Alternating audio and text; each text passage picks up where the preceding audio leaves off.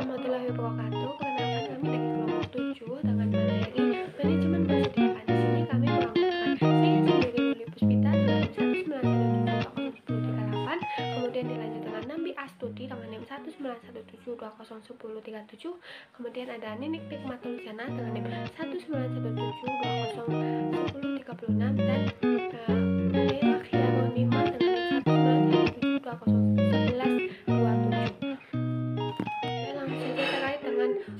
Sub-sub materi manajemen persediaan. Untuk yang pertama yaitu terkait dengan pengertian dari manajemen persediaan itu apa, kemudian ada konsep persediaan, pendekatan manajemen persediaan, kemudian ada konsep manajemen persediaan dalam Islam, dan yang terakhir ada konsep manajemen persediaan dalam perbankan syariah. Oke, langsung saja terkait dengan sub materi yang pertama yaitu tentang pengertian manajemen persediaan dan konsep persediaan, pendekatan manajemen persediaan oleh Mbak Ninik. Perkenalkan, saya Nambi Astuti, NIM 19172001037. Di sini saya akan menjelaskan tentang pengertian manajemen persediaan. Yang pertama, kita harus mengetahui terlebih dahulu apa itu pengertian manajemen. Manajemen berasal dari kata to manage, yang artinya mengatur, mengurus, atau mengelola. Sedangkan persediaan merupakan aktivitas suatu perusahaan dalam bentuk barang yang nantinya akan dijual dalam kurun waktu usaha tertentu, atau suatu aktiva yang dimiliki oleh sebuah perusahaan dalam bentuk barang setengah jadi yang nantinya akan dijual oleh perusahaan.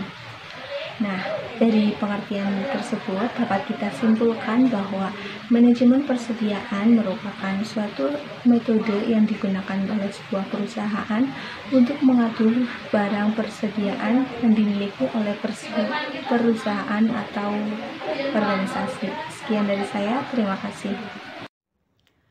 Perkenalkan, nama saya Ninik Tikmatul Jana, NIM 19172001036. Di sini saya akan menyampaikan materi tentang konsep persediaan, pendekatan manajemen persediaan. Namun sebelum itu kita harus mengetahui fungsi dari manajemen persediaan. Ada 4. Yang pertama yaitu untuk mengantisipasi kekurangan dari persediaan. Yang kedua, untuk mengantisipasi pesanan persediaan yang tidak sesuai dengan kebutuhan. Yang ketiga, untuk berjaga-jaga jika persediaan yang dibutuhkan tidak ada dalam pasaran. Yang keempat atau yang terakhir yaitu menjamin kelancaran dari suatu produksi. Yang pertama yaitu untuk mengantisipasi kekurangan persediaan. Ini merupakan fungsi penting dalam perusahaan yang berfokus pada bidang produksi. Walaupun dalam sehari-hari pasokan bahan baku sudah terpenuhi atau tepat waktu, namun kegiatan antisipasi atau pencegahan ini harus tetap dilakukan supaya tidak menghambat dalam proses produksi atau tidak mengganggu dalam proses produksi tersebut. Yang kedua yaitu mengantisipasi pesanan persediaan yang tidak sesuai dengan kebutuhan. Kondisi ini memang jarang terjadi, namun alangkah lebih baiknya jika perusahaan selalu mengantisipasi dan mengecek barangnya apakah dalam kondisi baik dan sesuai dengan kebutuhan perusahaan atau tidak, seperti itu. Fungsi yang ketiga yaitu untuk berjaga-jaga jika persediaan yang dibutuhkan tidak ada di pasaran. Fungsi ini juga merupakan fungsi yang penting di dalam manajemen perusahaan karena untuk memastikan barang yang tersedia itu aman dan selalu ada, seperti itu, jika di pasaran tersebut itu sedang langka karena faktor tertentu. Fungsi yang keempat yaitu untuk menjamin lancarnya proses produksi. Dalam perusahaan manufaktur, kegiatan atau proses produksi barang merupakan faktor atau proses yang cukup krusial atau cukup penting dalam perusahaan.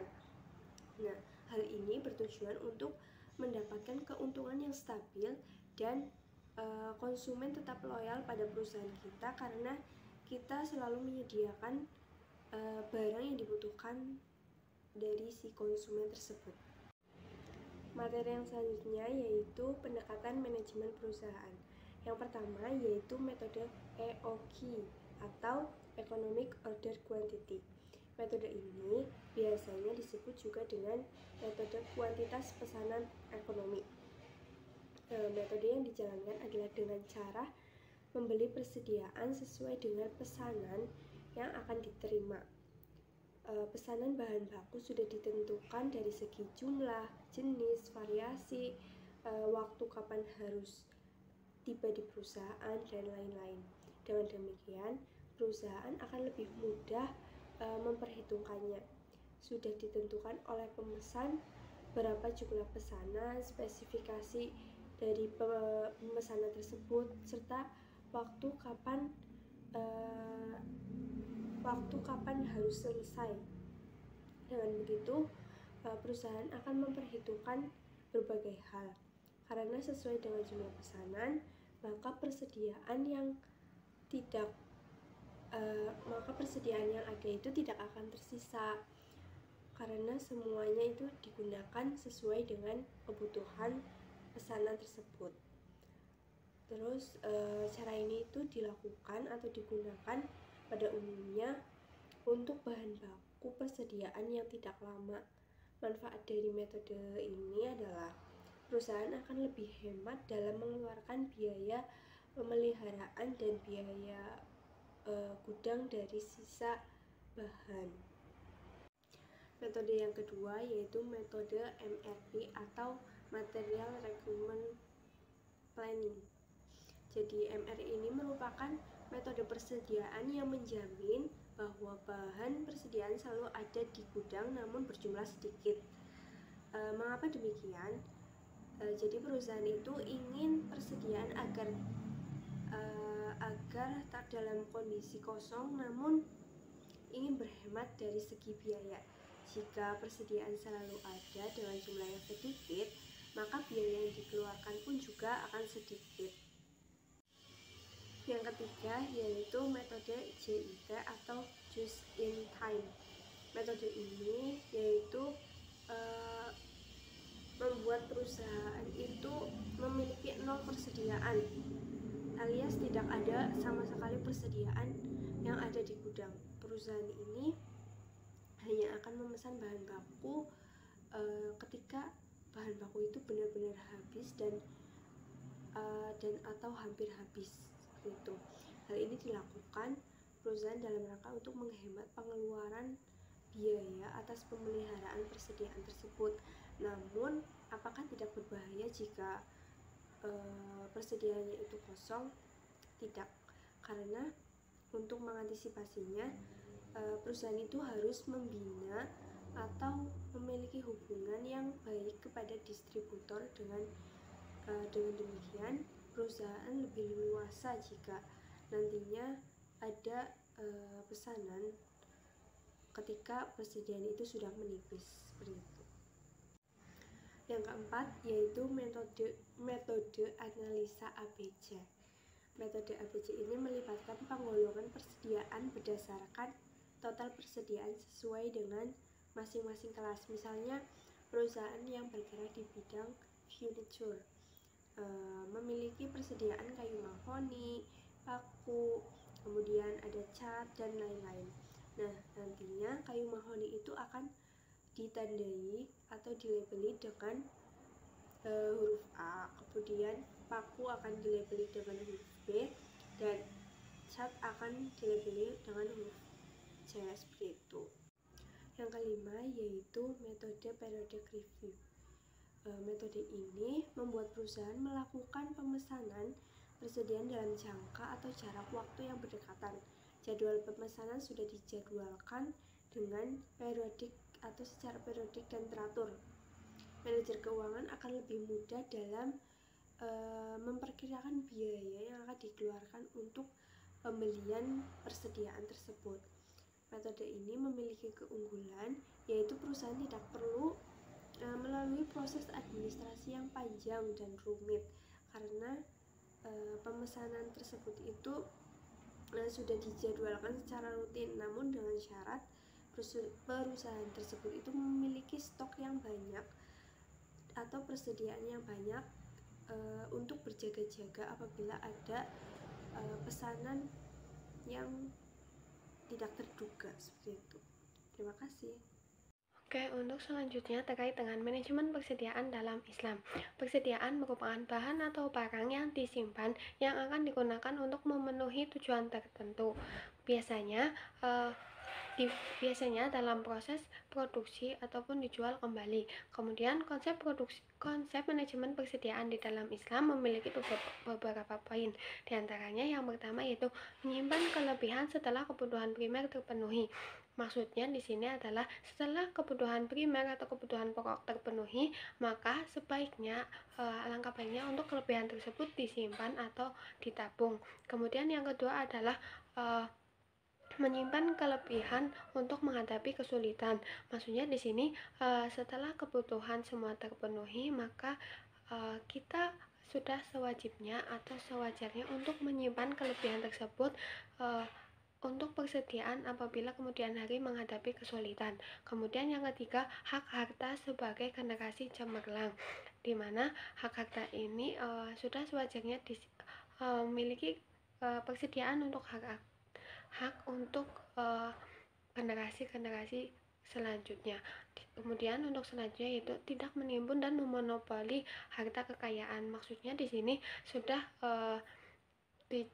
jelas dalam Islam bahwa Islam melarang monopoli dan menimbun, karena di dalam memonopoli dan menimbun terdapat pihak yang dirugikan atau tidak saling diuntungkan dan tidak saling dirugikan. Maksudnya ada satu pihak yang dirugikan dan satu pihak lagi diuntungkan. Kemudian pengembangan harta kekayaan dilarang. Pengembangan harta kekayaan harus jauh dari kata riba dan menjauhi dan hal yang menimbulkan kerusakan. Maksudnya di sini sudah jelas di dalam Islam bahwa riba merupakan suatu hal yang sangat dilarang. Kemudian ada ayat atau hadis yang sudah jelas ada ayat dan hadis yang menerangkan bahwa riba itu dilarang. Salah satunya yaitu dalam surat Ali Imran ayat 136, di mana ayat ini berbunyi, ya ayyuhalladzina amanu la takunu riba at'atam mudha'afa fattaqullaha la'allakum tuflihun. Di sini dijelaskan terkait dengan hai orang-orang beriman, sesungguhnya jauhilah riba. Sudah jelas di dalam ayat Al-Quran dan hadis untuk dilarang melakukan riba. Kemudian di dalam Islam sendiri memang menekankan untuk manajemen perhitungan dan mencari keuntungan, tetapi di dalam Islam sangat menekankan dan sangat menolak untuk tetap menolak untuk pendirian usaha di mana tidak mengikuti prinsip Islam. Kemudian di dalam Islam sendiri memiliki ciri-ciri manajemen. Yang pertama, mengikuti perintahnya dan menjauhi larangannya, di mana setiap orang atau badan hukum wajib mengikuti perintahnya dan menjauhi larangan-larangan Allah Subhanahu wa Ta'ala. Kemudian yang kedua, tidak berlebih-lebihan dalam ekonomi Islam. Maksudnya di sini seorang muslim wajib tidak melebih-lebihkan harta kekayaannya, di mana harus membelanjakan hartanya sesuai dengan kebutuhannya atau secukupnya saja, di mana Islam melarang untuk melakukan pemborosan atau israf atau royal. Kemudian dalam Islam juga tidak menekankan untuk seorang muslim bersikap pelit. Saya Nala Khairun Nikmah. Di sini saya akan menjelaskan tentang persediaan dalam perbankan syariah. Dalam perbankan syariah menggunakan pendekatan just-in system yang merupakan sistem yang dikembangkan atas dasar perbaikan dan kekurangan sistem tradisional persediaan. dalam perbankan syariah merupakan aktivitas non-kas yang tersedia untuk yang pertama yaitu dijual dengan akad murabahah, yang kedua yaitu diserahkan sebagai modal dalam akad murabahah atau musyarakah, yang ketiga yaitu disalurkan dalam akad salam atau salam paralel, yang terakhir yaitu aktiva istighna yaitu yang telah selesai tetapi belum diserahkan bank kepada pembeli terakhir. Hal yang tidak termasuk dalam pengertian persediaan di bank syariah adalah aktiva istighna, aktiva tetap yang digunakan oleh bank, dan aktiva ijarah. Dan kesimpulannya yaitu persediaan adalah bahan atau barang yang disimpan untuk memenuhi tujuan tertentu. Misalnya untuk digunakan dalam proses produksi atau perkaitan, untuk dijual kembali, atau untuk suku cadang dan peralatan atau macam menurut Heiser dan Rider. Untuk mengkodifikasikan fungsi persediaan, perusahaan memiliki 4 jenis persediaan, yaitu yang pertama persediaan bahan baku, yang kedua persediaan barang setengah jadi, yang ketiga MRO, yang keempat persediaan barang jadi. Persediaan material barang lainnya dapat ditekan secara optimal proses manajemen persediaan. Yang pertama yaitu perencanaan persediaan bahan baku, yang kedua yaitu pengendalian persediaan bahan baku, yang ketiga yaitu penilaian persediaan, yang keempat yaitu pengawasan persediaan bahan baku. Adapun konsep manajemen persediaan dalam Islam itu ada 5 macam. Yang pertama yaitu menyimpan kelebihan setelah kebutuhan primer terpenuhi, yang kedua yaitu menyimpan kelebihan untuk menghadapi kesulitan, yang ketiga yaitu hak harta sebagai generasi cenderung cemerlang, yang keempat yaitu tidak menimbun dan menopori harta kekayaan, yang kelima yaitu pengembangan harta dilakukan melalui usaha yang halal. Cukup sekian dari saya. Oke, mungkin itu saja materi terkait dengan manajemen persediaan yang dapat disampaikan oleh kelompok 7. Kurang dan lebihnya mohon maaf. Wassalamualaikum warahmatullahi wabarakatuh.